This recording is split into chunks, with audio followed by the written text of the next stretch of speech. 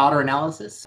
There's the statistical approach using econometrics and increasingly machine learning, as well as sort of the formal modelling with things like general equilibrium, microsimulation, and custom models, as well as others. Okay, that sounds very complicated to me, but sure, that's very easy walk in the park for you and Phil. So what can modeling offer that the qualitative analysis alone can't do? Yeah, that's a good question. Thanks for that, Ratih. Whenever people are thinking about a problem, usually quite experienced people in an economics or policy space or within a business, they often have a model in their head already that's been built by their experience. But often that sort of internal model, it can often be close enough and it can have a lot of the important details, but it's not robust and fully mathematically consistent. There's often a lot of things in there, assumptions that they themselves are making that aren't clear and transparent. So first and foremost, what modelling and any kind of quantitative work can give is a structured way to explore assumptions and the way things work without having to make assumptions that aren't clear.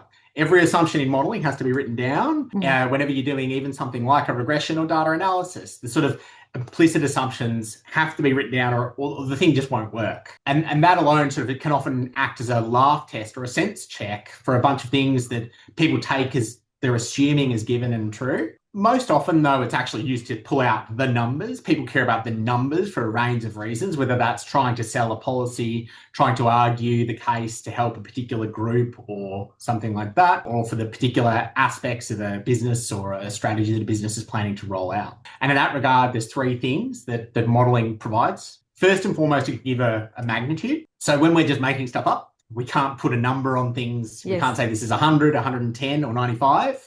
And modelling is most often just used for that headline number sort of thing to understand how big a thing is going to be. The second aspect is the relativities of those magnitudes. So usually when we're thinking about something or when a client is thinking about something, they're not usually thinking about just one thing. They might have multiple things they themselves are considering, or they might also be considering things that interested stakeholders or opposing stakeholders might raise. And modelling can provide, or quantitative analysis can provide a sense of the relativities. Is this thing big? Is this thing small? Is that thing over there highly uncertain, or is it very certain compared to what we're thinking of over here? So those relativities and interactions can also be illustrated with modelling. Modelling is also really useful for giving a sense of the sign of things.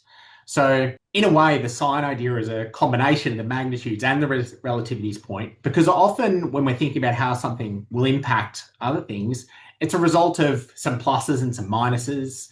You know, you spend something here, you gain something over here. And often it's the tension between all those relative magnitudes that will tell you whether a thing is going to increase or decrease. And that's sort of the final category of things that modelling can really offer that it can be difficult to get to with just sort of a qualitative conceptual analysis alone. What are the main risks with modelling and how can we address that? Yeah, so there are obviously risks associated with modelling. First and foremost, as a practitioner, the main thing that I've sort of seen go wrong for people is where something has been done badly or hastily by people who don't necessarily know what they're doing. And we can help remedy those sort of situations. So if clients out there have had issues where there's a piece of modelling that isn't working or has some errors in it, we can come and fix that sort of stuff. Another really common issue is, as I've sort of mentioned earlier, is that there are assumptions in modelling. So it's important to understand what those assumptions are and test alternatives. Something that Phil and I are very big on is doing systematic sensitivity testing. And what that means is changing lots of those assumptions, running things over and over and over,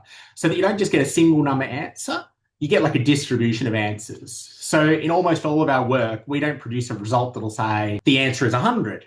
We tend to say something like the answer is most likely between 95 and 105. And by using these simulation techniques, models, and basing it on data, you can get a better sense of not only how big those ranges are, but sort of where the central tendency is, where the result is likely to be, as well as how uncertain it is. Another risk can come in the form of sometimes people, when they're formulating a model, don't fully understand the nuances of the problem. So some people have a particular attachment to a particular type of modelling approach. And as a result, they'll see every problem as a nail because they always have their hammer. Phil and I have an approach of using a lot of different techniques, as we sort of mentioned up front.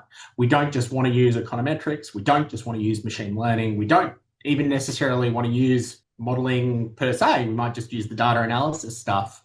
And we're very happy to point out to people and say, look, we don't think you need this.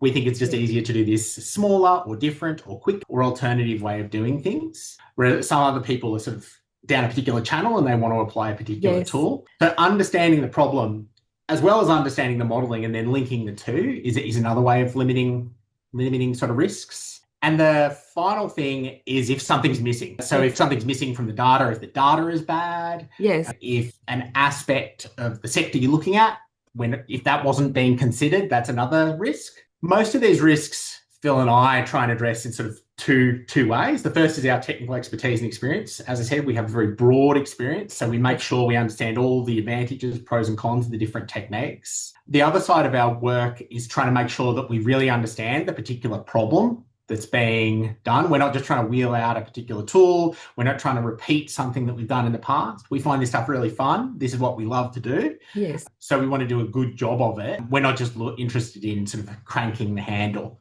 So that's the sort of the way that we try to mitigate risks as well. That is so true. I speak to many economics modeler and they will say, I do this and that. And that's when I said to you, I don't understand what they're talking about. They just use this jargon and I do this, and they can't think of any other way of doing modeling. And that's what I find very refreshing when I talk to you and Phil, is that you really look into the problem and analyze the brief and come up with a solution. And I think that part is what make you different from most modeler that I've spoken to. And also I think that is the part that you and Phil are most fond of, coming up with the tactic and the strategy. So on that, there's actually a bit of a related point that in some sense with a lot of this modeling stuff and even economics as a whole, there's always going to be some jargon, but jargon and technical detail can be hard for people to absorb. Yes. And with any kind of analysis, it's not good enough to just do the analysis itself. A huge part of it is communication and explanation. Yes. And through a lot of our past work, usually in government, Phil and I are very experienced with having to do technical work, but then explain it to senior government appointees and executives who don't have that kind of background. So bridging that gap, and especially bridging that gap in real time.